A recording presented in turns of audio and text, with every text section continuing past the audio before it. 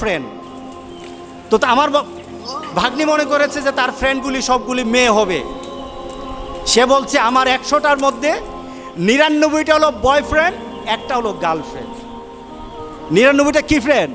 Boyfriend, আর একটা হলো girlfriend. কারণ তাদের কথা হলো বিয়ে আর বাচ্চা নেওয়ার মাধ্যমে আমাদের জীবনের যে একটা চাহিদা আছে, চাহিদাটা নষ্ট হয়ে যাবে, চাহিদাটা পূরণ করতে পারবো না। সুতরাং 100 ফ্রেন্ড কোন দিন কার কাছে যাবে এটাও তার তালিকা নাই।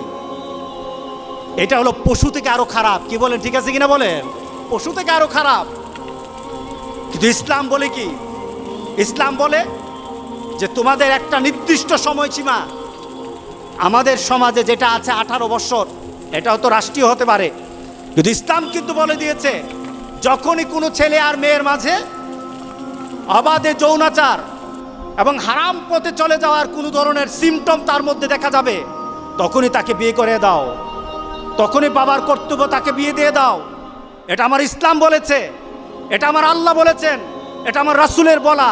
সুতরাং যতক্ষণ পর্যন্ত এই পদ্ধতি চালু না হবে, জেনা ব্যভিচার কমবে না, বাড়তেই থাকবে, বাড়তেই থাকবে, লিপ্টুকে তার বাড়তে থাকবে।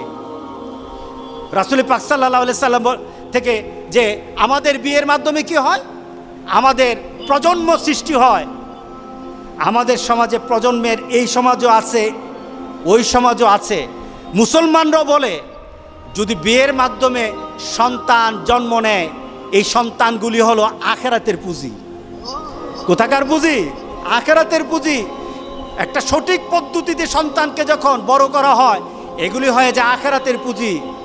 আর বিয়ে ছাড়া যে সন্তানগুলি হয়, আমাদের সমাজে সন্তানগুলির একটা নাম দিয়েছে, নামটা কি? হারামজাদা। কি বলেন? রাগ করতেছেন নাকি? কারণ কি? একটাই শুধু নীতি, শুধু বিয়ের পদ্ধতি নাই, একটা হয়ে গেছে জান্নাতের আশা। আর একটা পদ্ধতি না থাকার কারণে সে সমাজের মধ্যে নিকৃষ্ট একটা পর্যায়ে চলে গেছে। এই নীতির মধ্যে যারা আঘাত করবে, আল্লাহর কসম, আল্লাহ দুনিয়া তো তাকে দেখাবেন, আখিরাত তো তাকে ছাড়বেন না। কি বলেন, ঠিক আছে কিনা বলেন? একটা সঠিক পদ্ধতিতে এই সমাজের মধ্যে মানুষ বৃদ্ধির একটা ব্যবস্থা হয়ে যায়। এরপরে কি হয়?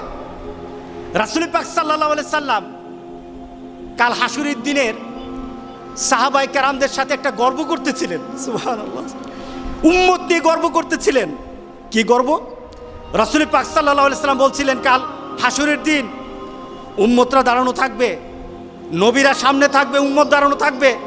কোন উম্মত হবে, কোন নবীর পেছনে উম্মত হবে 50 জন, 1000 জন, লক্ষ জন, কোটি জন হবে। কিন্তু আমি মুহাম্মদুর রাসূলুল্লাহ সাল্লাল্লাহু আলাইহি সাল্লাম যখন হাসরের ময়দানে দাঁড়ানো হবে, আমার পেছনে উম্মতের সংখ্যা হয়ে যাবে কোটি কোটি, উম্মতের সংখ্যা হয়ে যাবে, সবার থেকে আমার উম্মতের সংখ্যা বেশি হয়ে যাবে। আমি তখন সেটা আনন্দ বোধ করব, আমার মধ্যে আনন্দ লাগবে, আমার মধ্যে একটা সম্মানবোধ সৃষ্টি হবে।